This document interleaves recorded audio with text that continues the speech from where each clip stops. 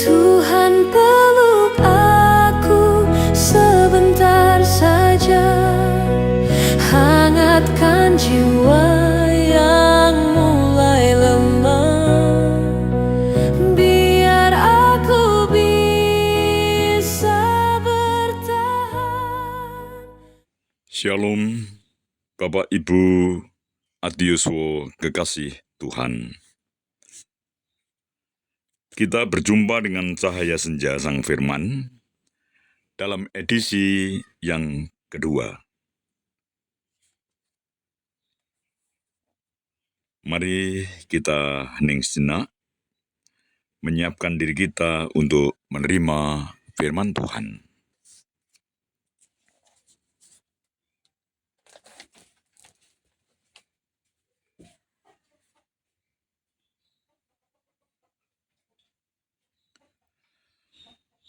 Firman Tuhan yang terambil dari Injil Lukas pasal 22 ayat 45 sampai 46.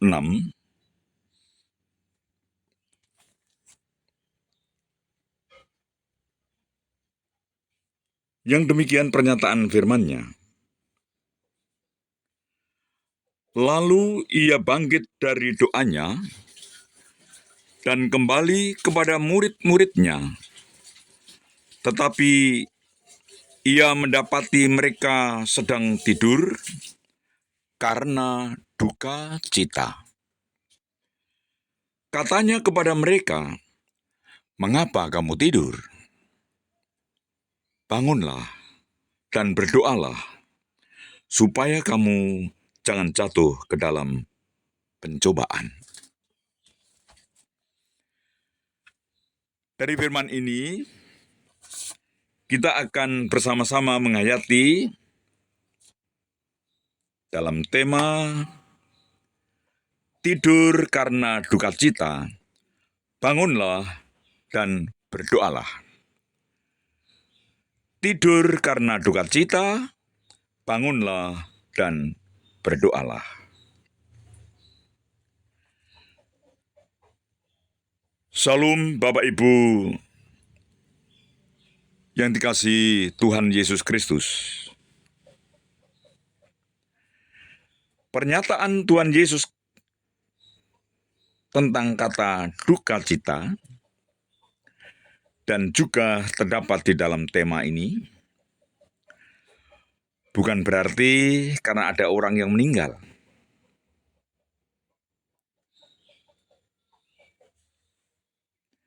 Bagian yang pertama, ada banyak macam tidur dalam hidup manusia. Ada tidur karena lelah, ada tidur karena nikmat, istirahat. Ada tidur juga yang namanya rem ayam. Tetapi ada juga tidur karena duka cita. Apa itu tidur duka cita?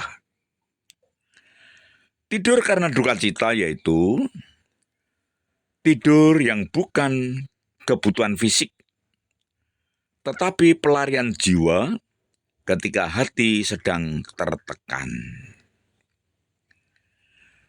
3 murid terdekat Tuhan Yesus, Petrus, Yakobus, dan Yohanes, tertidur di Taman Getsemani. Mereka tidur tidak karena capek bekerja, tetapi karena duka cita. Mengapa mereka berduka cita? Karena pada waktu itu mereka merasakan tekanan batin yang sangat kuat. Malam itu suasana rohani di Taman Getsemani sangat berat. Murid-murid mulai merasa takut kehilangan Tuhan Yesus, bingung dengan perkataannya tentang penderitaan, dan tidak siap menghadapi kenyataan bahwa rencana Allah tidak selalu sesuai harapan manusia. Bagian yang kedua, ketika batin tidak kuat menanggung tekanan, tubuh merespon dengan tidur untuk mematikan rasa sakit sementara. Secara psikologis, ini disebut pelarian emosional. Tidur pelarian emosional. Bukan tidur untuk memulihkan diri, tetapi tidur untuk menghindar dari kenyataan hidup. Inilah gambaran orang yang mulai mundur secara rohani. Tubuhnya hidup, tetapi jantung imannya melemah. Tidur karena duka cita bukan tidur sehat, tetapi tanda luka jiwa yang berbahaya. Mengapa berbahaya? Karena tidur karena duka cita, bahayanya adalah bisa bahaya medis, stroke, serangan jantung, bahkan bisa kematian mendadak waktu tidur.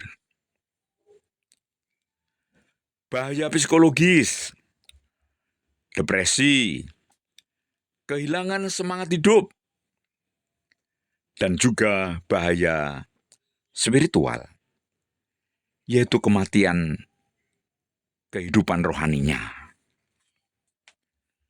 Bagian yang ketiga, Tuhan Yesus membangunkan murid-murid bukan melarang tidur, tetapi mencegah kematian nuraninya. Karena itu, Tuhan Yesus menegur dengan penuh kasih, "Bangunlah dan berdoalah, supaya kamu jangan jatuh ke dalam pencobaan." Artinya, jangan biarkan duka cita melemahkan iman. Tidur boleh, tetapi jangan tidur rohani. Beristirahat perlu, tetapi jangan kehilangan arah iman. Ketika tekanan hidup datang, jawaban bukan lari dalam keluhan atau tidur putus asa, tetapi berjaga dan berdoa.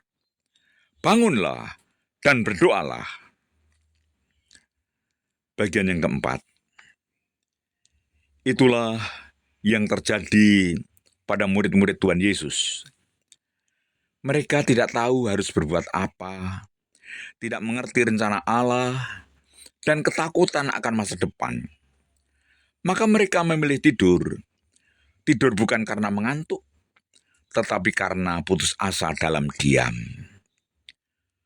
Tuhan Yesus tidak membenci tidur kok. Tetapi ia mengecam tidur yang mematikan kesadaran rohani. Tidur karena duka cita membukakan pintu pencobaan. Percobaan itu akan datang, membuat iman tumpul, hati beku, dan jiwa kehilangan arah. Karena itu, Tuhan Yesus memberi pesan rohani, berjaga dan berdoa. Artinya, jangan tenggelam dalam masalah, hadapilah dengan iman. Jangan lumpuh oleh luka hati, bertahanlah dengan doa. Jangan menyerah oleh keadaan, berjagalah dalam pengharapan. Bagian yang kelima, di usia lanjut, tantangan hidup tidak berkurang. Ada sakit yang tak kunjung sembuh. Ada beban yang semakin bertambah. Ada hati yang merasa dilupakan. Kadang kita memilih diam, berpura-pura tidur, supaya tidak memikirkan masalah lagi. Firman Tuhan mengingatkan kita hari ini, hidup tidak boleh berhenti hanya karena hati sedang terluka. Tuhan Yesus tidak membiarkan murid-murid terus tidur di Taman Getsemani. Ia membangunkan mereka dengan kasih. Bangunlah dan berdoalah, supaya kamu jangan jatuh ke dalam pencobaan. Lukas 22 ayat 46. Firman ini juga menyapa kita para adiswa. Jika lelah, jangan menyerah, berdoalah. Jika kecewa, jangan hilang arah, berdoalah. Jika merasa sendiri, jangan tenggelam dalam sepi, berdoalah. Doa menguatkan hati untuk tetap berjalan bersama Tuhan Yesus Kristus. Bapak Ibu adiswa, jangan tidur dalam keputusasaan. Bangunlah dan berdoalah.